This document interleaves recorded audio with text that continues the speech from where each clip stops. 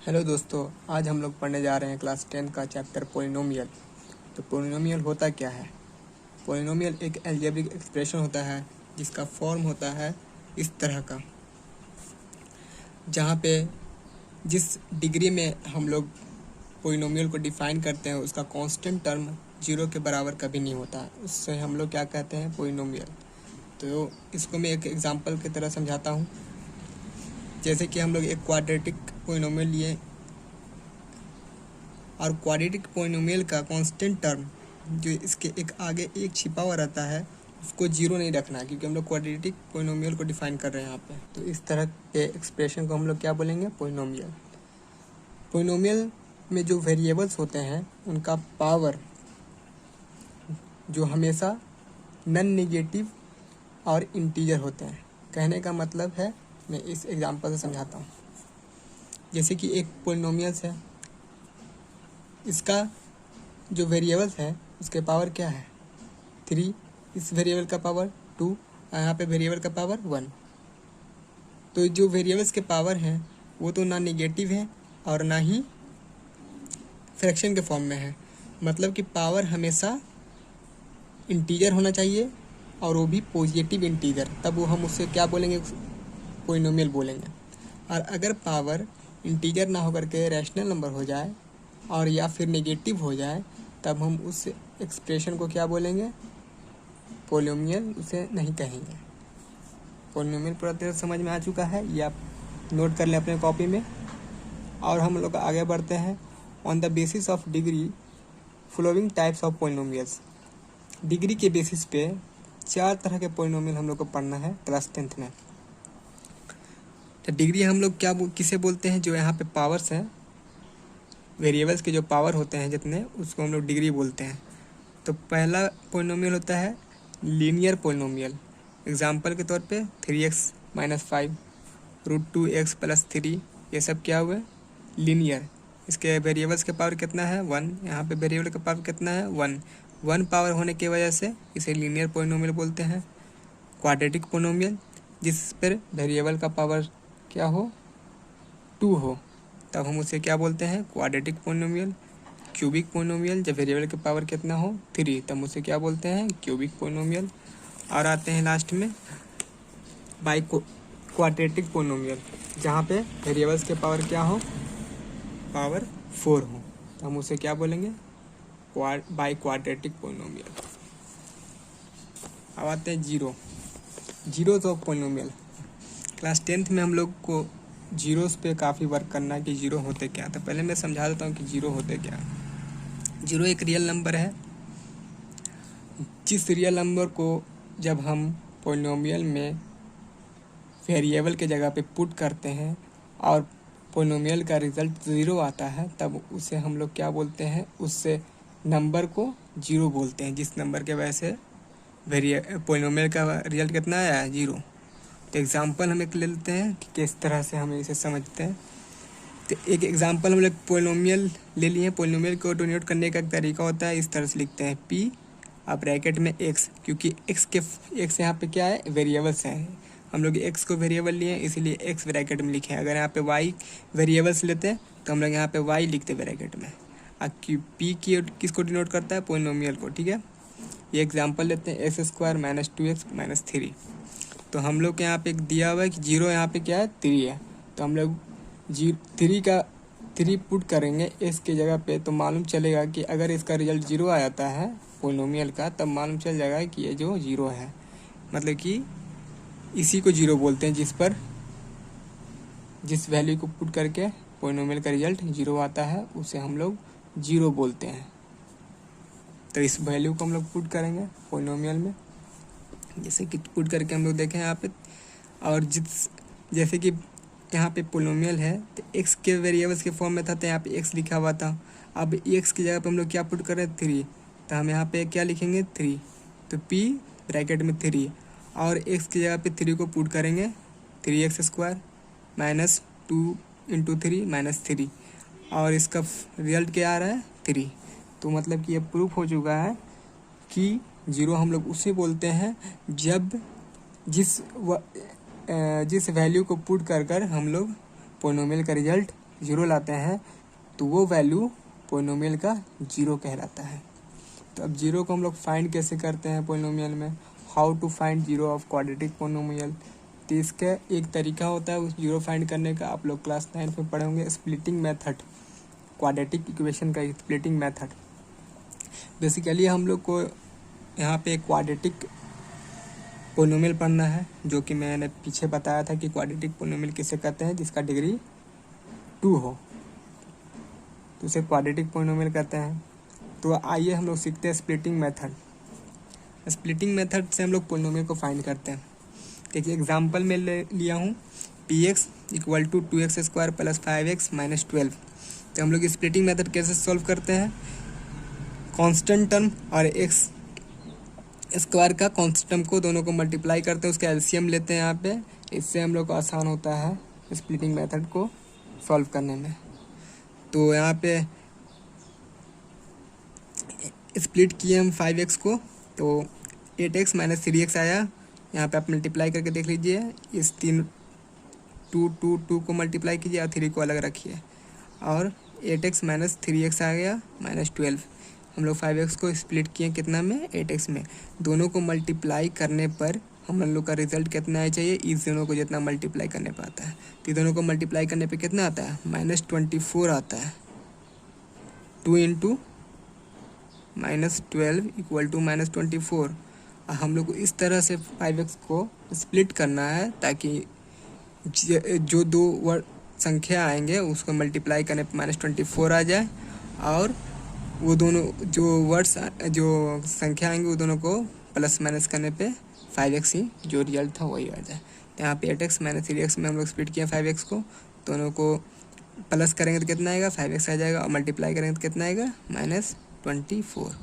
Split किए, फिर यहाँ पे कॉमन लेंगे 2x, कॉमन लेने के बाद फिर यहाँ पे माइनस 3 कॉमन लेंगे, और जो कॉमन टर्म होते हैं उसे अलग लिख लेते हैं। फिर जो बचा हुआ रहता है 2x माइनस 3 हम लोग इस तरह से लिख लेते हैं, क्योंकि हम लोग अब यहाँ पे इक्वल टू 0 दिया हुआ है। इक्वल टू 0 देने का मतलब ये होता है कि हम लोग यहाँ पे क्या खोज रहे हैं, जीरो ऑफ पोलिनोमियल।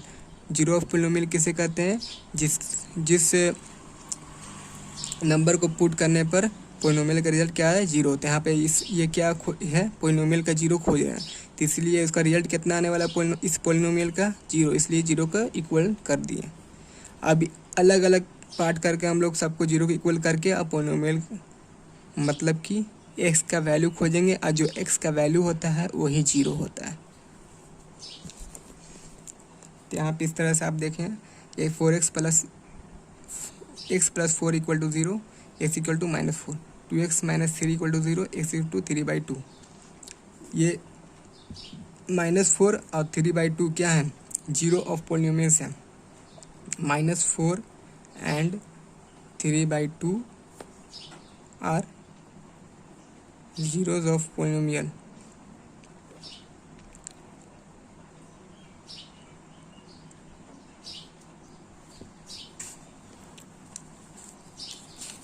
अब हम लोग आगे बढ़ते हैं। कोफिशिएंट, एक टर्म मैं आपको पहले सिखा देता हूँ कोफिशिएंट क्या होता है। The constant term attach with variables is called coefficient.